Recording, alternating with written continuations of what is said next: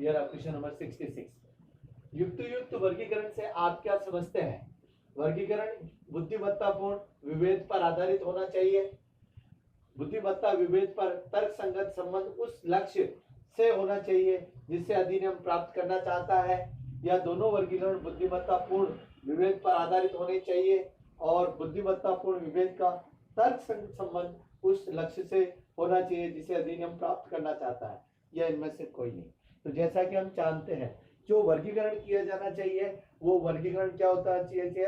बुद्धिमत्ता पूर्ण होना चाहिए, लॉजिकल लॉजिकल मीन्स होना चाहिए, प्लस जो अधिनियम लक्ष्य प्राप्त करना चाहता है, क्या वो उस वर्गीकरण से वो लक्ष्य प्राप्त हो रहा नहीं हो रहा है, तो यह देखा जाना अत्यंत महत्वपूर्ण होता है। इसलिए जो हमारा आंसर हो जाएगा वो थर्ड हो जाएगा कि दोनों वर्गीकरण बुद्धिमत्ता पूर्ण विवेक पर आधारित होने चाहिए और बुद्धिमत्तापूर्ण विवेक का जो तर्क संबंध उस लक्ष्य से होना चाहिए जिसे अधिनियम प्राप्त करना चाहता है। तो इस प्रकार हमारा जो आंसर हो जाएगा वो थर्ड होगा। जब किसी वाद पत्र में वाद हेतु नहीं दिया जाता है तब वाद पत्र को संशोधित किया जा सकता है, वाद पत्र को खारिज किया जा सकता है, वाद पत्र को वापस लिया जा सकता है और वाद पत्र प्रतिवादी को भेजा जा सकता है। तो जब वाद पत्र में वाद हेतु नहीं होता है, कॉज ऑफ एक्शन नहीं होता है, तब ऑर्डर 7 रूल 11 के अकॉर्डिंग वाद पत्र को खारिज किया जा सकता है। तो हमारा जो आंसर हो जाएगा ये, और किसके अकॉर्डिंग? ऑर्डर 7 रूल 11 के अकॉर्डिंग वाद पत्र में संशोधन न होने पर, वाद पत्र में हेतुक न होने पर वाद पत्र को खारिज किया जा सकता है।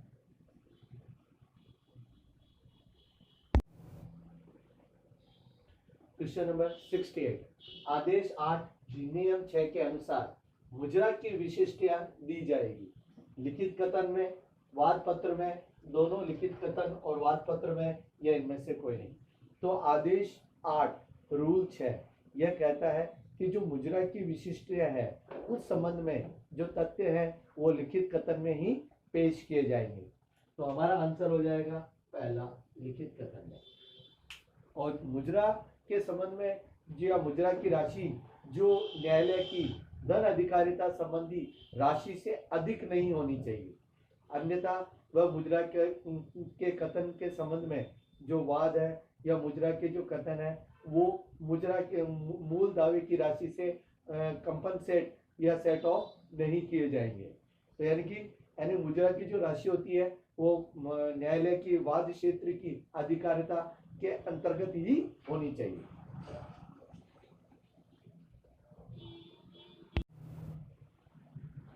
ये रहा क्वेश्चन नंबर 69। जब कोई पक्षकार एक वांछित समय में लिखित कथन प्रस्तुत करने में असफल रहता है तब न्यायालय नियत निर्णय कर सकता है। न्यायालय वाद से संबंधित कोई आदेश पारित कर सकता है। दोनों न्यायालय निर्णय कर सकता है व न्यायालय वाद से संबंधित कोई आदेश पारित कर सकता है, या इनमें से कोई। तो जैसा कि हम जानते हैं कि अगर पक्षकार अपना लिखित कथन प्रस्तुत करने में नियत समय के भीतर यदि असमर्थ होता है या असमर्थ रहता है या नहीं करता है या असफल रहता है तो न्यायालय कोई भी निर्णय पारित कर सकता है या उस वाद के संबंध में कोई भी आदेश पारित कर सकता है जो वह उचित समझे। ऐसा प्रावधान ऑर्डर 8 रूल 10 में दिया हुआ है। तो हमारा ऑप्शन हो जाएगा 3। तो आंसर हो जाएगा आंसर नंबर 3। यह क्वेश्चन नंबर 70। सीपीसी के किस आदेश व नियम में अभियोजन के सत्यापन के संबंध में प्रावधान दिए गए? आदेश है नियम 2, आदेश है नियम 4, आदेश है नियम 15 व आदेश है नियम 17। तो जैसा कि हम जानते हैं कि आदेश है नियम 2 में तात्विक तथ्यों का उल्लेख किया जाना चाहिए, न कि साक्ष्य के कथन का। यानी कि जो वाद पत्र है, वाद पत्र में तात्विक तथ्यों का उल्लेख किया जाना चाहिए, न कि एविडेंस की बातों का, ऐसा प्रावधान किया गया। आदेश या नियम 4 में यह बता दिया गया है, यदि आवश्यक हो तो वाद तथ्य की विशिष्टियों का भी वर्णन किया जाना चाहिए। उसके बाद आदेश या नियम 15 में अभिवचनों के सत्यापन के संबंध में प्रावधान किया गया है और सत्यापन के लिए शपथ पत्र प्रस्तुत किया जाना अनिवार्य है। और आदेश या नियम 17 में अभिवचनों में संशोधन के संबंध में प्रावधान किया है। अगर अभिवचनों में कोई बात जोड़नी है या घटानी है या किसी प्रकार का कोई परिवर्तन करना है तो इस संबंध में प्रावधान ऑर्डर 6 रूल 17 में दिया गया है। तो इस प्रकार यह क्वेश्चन का आंसर जो थर्ड आदेश या नियम 15 में सत्यापन के संबंध में प्रावधान किया गया है।